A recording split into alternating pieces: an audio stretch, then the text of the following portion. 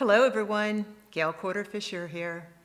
Human behavior is absolutely fascinating to me. I love watching Dateline and reading psychology books of every kind of motive and quirk. I love watching people in real life, how they posture in meetings, how they light up or shrink when another person or certain persons enter the room, how alliances form and fracture in seconds.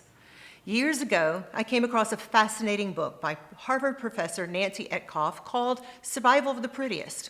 Etcoff explores how beauty and being female have shaped lives throughout history from both an evolutionary and sociological perspective. It was utterly eye-opening. That book planted the seed for this limited podcast series I'm calling Cold in Their Shadow. Cold in Their Shadow is an unflinching look at how beauty and being female plays such a loaded role in life, particularly the territorial wars men wage when women step into spaces men instinctively see as their own.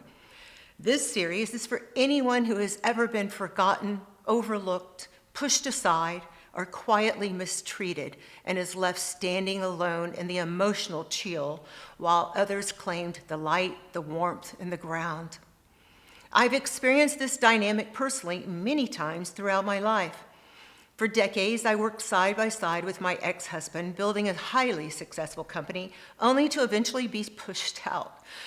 At some point, being 50% partners with me simply stopped being acceptable to him.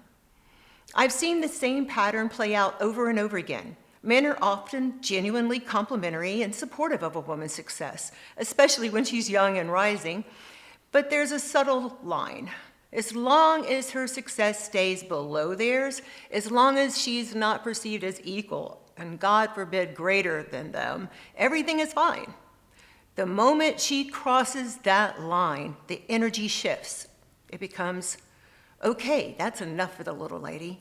Whether it's money, power, control, leadership, her success is fine so long as it is less than theirs and she stays below them.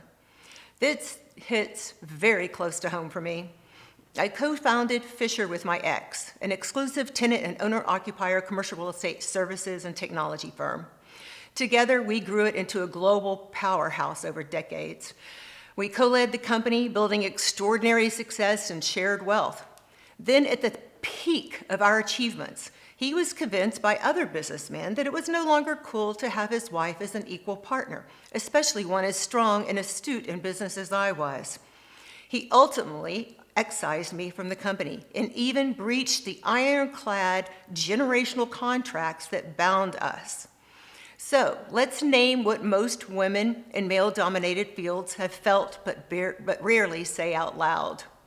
When a woman starts to seriously compete in a space that a man views as his territory, he will often fight harder against her than he would against another man.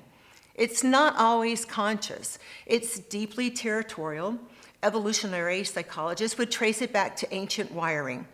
For most of human history, men competed fiercely for status, resources, and mates. A woman entering that arena isn't seen as just another rival. She's rewriting the rules of the game. She's stepping into what some men still believe is not her place. And when that happens, the bench comes out, and men have tremendous bench depth, extensive networks of men who feel equally threatened by an ambitious woman. They don't need a handshake. The threat signal alone is enough. Suddenly, more gatekeepers appear. More subtle and not so subtle undermining begins, and quiet coalitions form to slow her down or suffocate her progress before she gets too close to the top, or before she challenges their control over money, position, and power. For a professional example, in corporate boardrooms or sales teams, I've watched a capable woman start closing bigger deals than her male peers. At first, the compliments flow. Great job, you're killing it. But once her numbers threaten someone's ego or bonus pool, the tone shifts. Suddenly, there are concerns about her style, her hours, her fit. The men who were allies form quiet coalitions. She's aggressive. She's not a team player. Maybe she's better in a supporting role. I've seen it happen to brilliant women who were outperforming everyone until the group decided she'd gone far enough. A social example might be, in networking events or industry mixers, the same dynamic plays out lighter but still sharp. A woman rises fast in visibility, speaking gigs, board seats, media mentions, and the men who once flirted or networked with her start pulling back. Invitations dry up. Conversations get shorter. The subtext, you're doing great, but don't get too great. This kind of male behavior is territorial, not personal to you, yet it feels deeply personal. Harvard professor and author Nancy Etcoff gives us a lens for why beauty plays such a loaded role here in her book, Survival of the Prettiest. She argues that beauty isn't frivolous. It's an evolutionary signal of health, fertility, genetic quality. In mate choice, it's currency. In leadership, it becomes a double-edged sword. Attractive people of both sexes benefit from the halo effect. We unconsciously assume they're smarter, more competent, more likable, but for women in leadership roles, that halo flips into backlash. Research calls it the beauty is beastly effect. Beautiful women are rated as less competent for masculine jobs. A stunningly capable woman who walks into a boardroom can trigger a primal alarm in some men. She's already winning on looks, now she wants status too.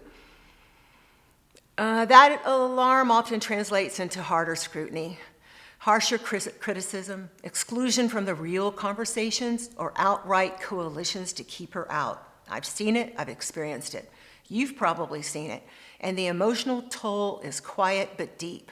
The woman starts questioning whether her success is real or just tolerated because of how she looks, while the men who push back may never admit, even to themselves, that they're defending an old map of who gets to hold power.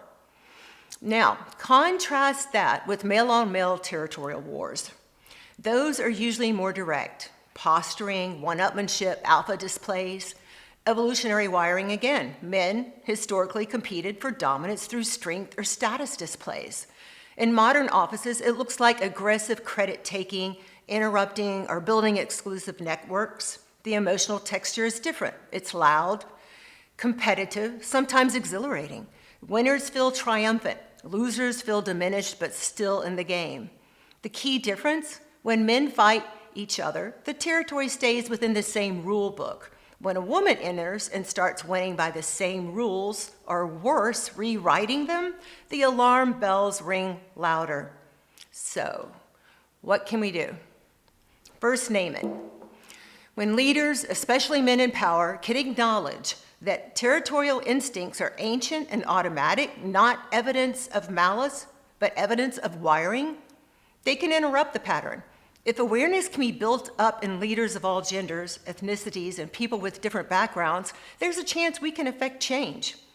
Second, build safeguards, blind resume reviews, structured interviews, diverse hiring panels, transparent promotion criteria. These don't erase biology, they protect against its worst distortions. Third, cultivate cultures where status isn't zero-sum. When there's abundance thinking, more seats at the table, more credit to go around, the need to gang up on one another shrinks. We'll pick up there in part 2, when we look at what happens among women when the top is scarce and beauty and success become weapons as much as assets. Thank you for listening to Cold in Their Shadow. If any of this resonated with you or made you uncomfortable in a useful way, please share it with someone who needs to hear it. The more people willing to name these phenomena, the faster we can redirect them. Thank you very much. See you soon.